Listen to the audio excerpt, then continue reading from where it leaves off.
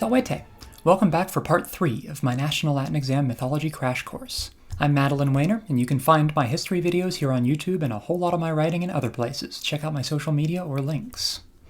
In this final part, we'll cover the material added for the intermediate reading comp and the advanced exams: Italian deities, Ovid's metamorphoses, and groups and creatures. Remember that you'll need all 3 parts for the advanced exams. They'll still ask you about the stuff in parts 1 and 2. For native Italian deities, we have Saturn, who was a god of agriculture and harvest. He got associated with Kronos, who ate his children, so the legend said that he'd hidden in Italy for a while after the war, and created the Golden Age of humanity. Janus was a god of doorways and beginnings and endings. He's the one with faces on both sides of his head. Quirinus was a protective god of Rome, and was also the deified form of Rome's founder Romulus. Faunus was an old god of forests and fields and wild places, sometimes connected with the Greek satyr Pan. The Lares and Penates were private family gods. Each family had their own set. Lares protected the household, and Penates protected the pantry. Next are a bunch of mythological transformations that come from Ovid's metamorphoses, which are pretty generally stories of mortals who wind up turned into plants or animals, or some other natural phenomenon. Niobe was a proud queen who bragged that she should be worshipped more than Leto because she had 14 children, and Leto only had 2. So Leto had sent her children, Apollo and Diana, to kill all 14 of Niobe's children with their bows and arrows. Niobe was overcome by grief and was turned into a weeping rock. Daphne was a nymph who had sworn to remain a virgin. When Apollo fell in love with her and wouldn't stop chasing her, she prayed to her father, a river god, who turned her into a laurel tree. Baucis and Philemon were an old couple. Jupiter and Mercury had come to Earth disguised as beggars to test people's hospitality. They were turned away by everyone except Baucis and Philemon, who were poor but used everything they had to feed their guests, including killing their only goose. The gods flooded the area to punish the people, but let Baucis and Philemon live. When they died, they were turned into 2 intertwining trees so they could be together forever. Narcissus was a mortal famous for being self-absorbed. There was a nymph named Echo who was cursed so that she couldn't say anything herself. She could only repeat what others said.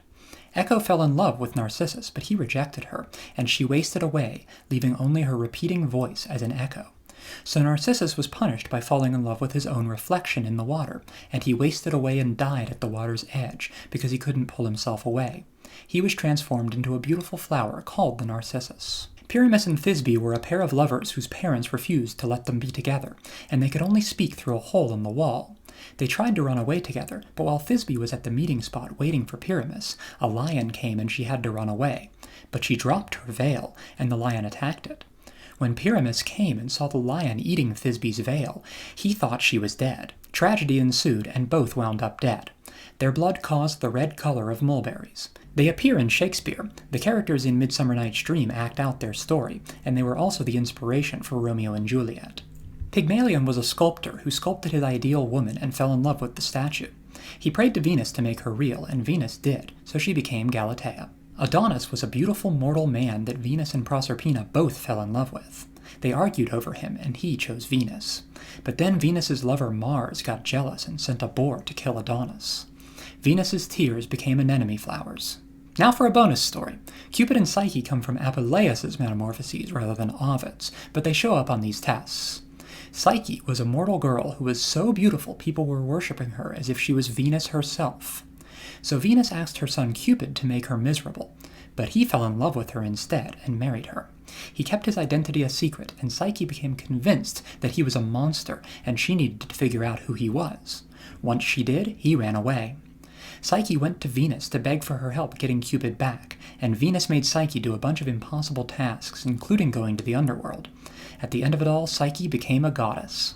Finally, we're going to cover a whole bunch of mythological groups and creatures. Castor and Pollux are a set of twins, also called the Dioscuri, and the constellation Gemini.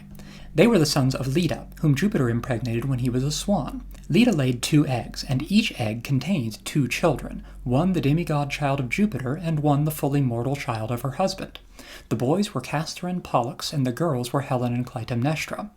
Castor and Pollux were great warriors, and when Castor died, Pollux shared half his immortality with his brother.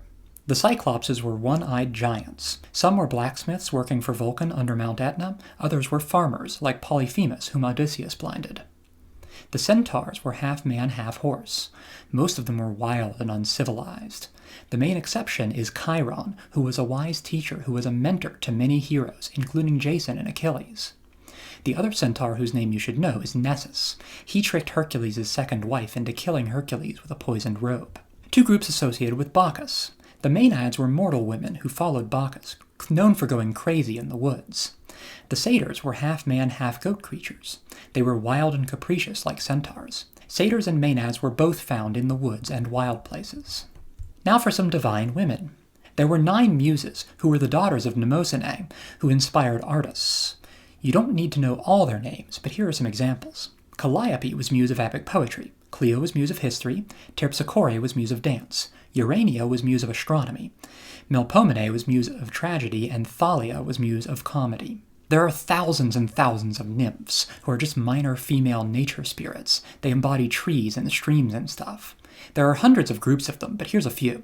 The Oreads were mountain nymphs, the Dryads were tree nymphs, the Nereids were sea nymphs, and the Oceanids were also aquatic, but they were specifically the 3,000 daughters of the Titans Oceanus and Tethys. There were 3 fates who spun, measured, and cut the threads of life. Their names were Clotho, Lachesis, and Atropos, and they shared one eye between the 3 of them. Even the gods had to obey what the fates decreed. The Graces, or Charities, were 3 goddesses of charm, beauty, and goodwill, who were daughters of Jupiter.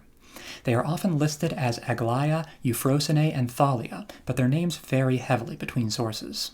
Our last groups are the troublesome monster women. The Furies, also called the Erinyes or Eumenides, were spirits of rightful vengeance. They pursued those who deserved punishment, especially those who tried to harm their own families.